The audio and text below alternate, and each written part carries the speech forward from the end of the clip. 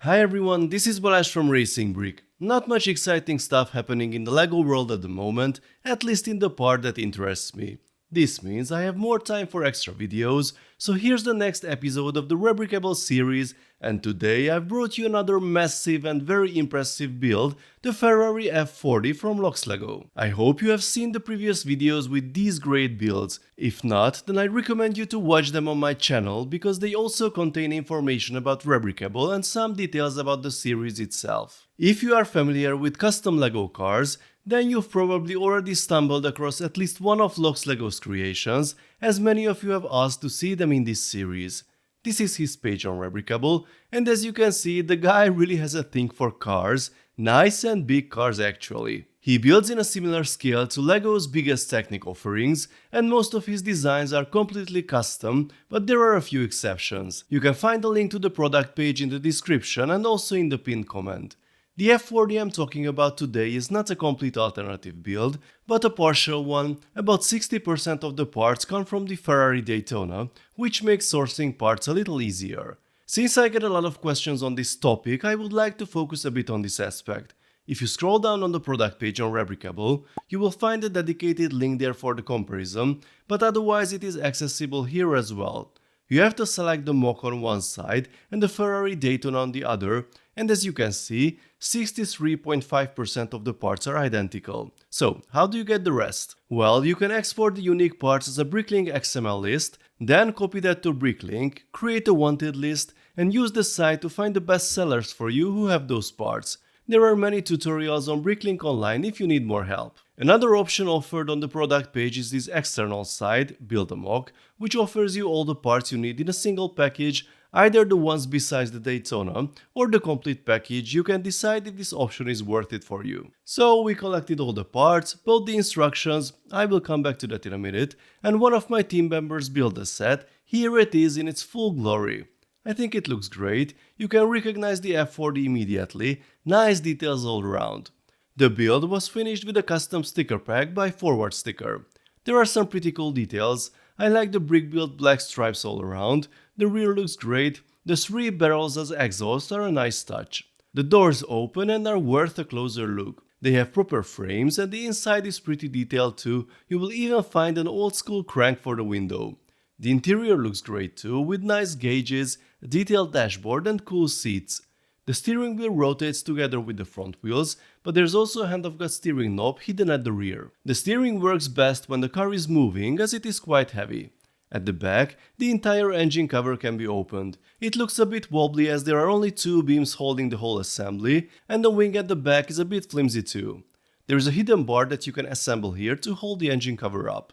The engine compartment looks very nice and detailed. Unfortunately, you can't really see the pistons in action as they are hidden under the cover. Apart from the rear section, the front can also be opened, revealing the front suspension and part of the mechanism for the steering. Another mechanism is hidden under the hood, which is responsible for the pop-up headlights. They don't have much room to move, but it's a nice idea. The suspension travel is quite short, especially at the front, as the wheels almost completely fill the wheel arches. And that, in my opinion, is one of the drawbacks of using parts from the Daytona. The wheels are just proportionally too big for this car, especially with the low-profile tires. Unfortunately, we can't simply fix the problem by using smaller rims and tires from the earlier official sets, as they look too small with a large gap above them.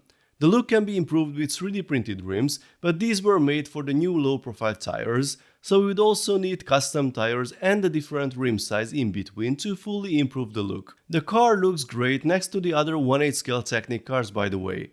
And of course a very nice collection together with the other official F40s in different scales. Let's go back to the interior of the car. There is one very interesting aspect that we didn't check, and this is the gear shifter.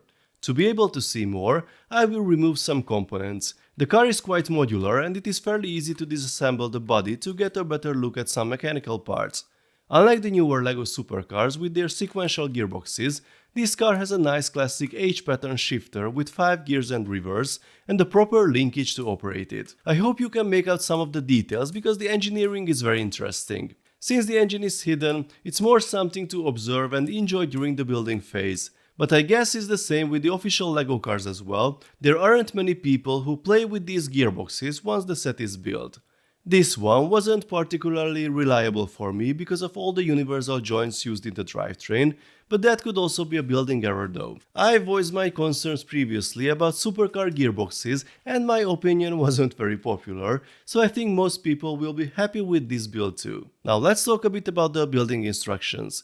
It's a bit old-fashioned because you don't get a computer-generated manual that looks like the official ones, but a photo sequence with no bill of materials per steps or anything similar. This is actually easier to follow than I thought, but still might be a challenge for someone who has never built with this type of instructions before.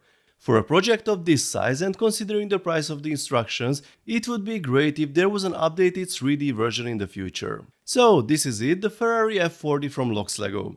If you are looking for classics in this scale, be sure to check out custom builds on Rebrickable, as LEGO seems to have dedicated their product lines to specific eras.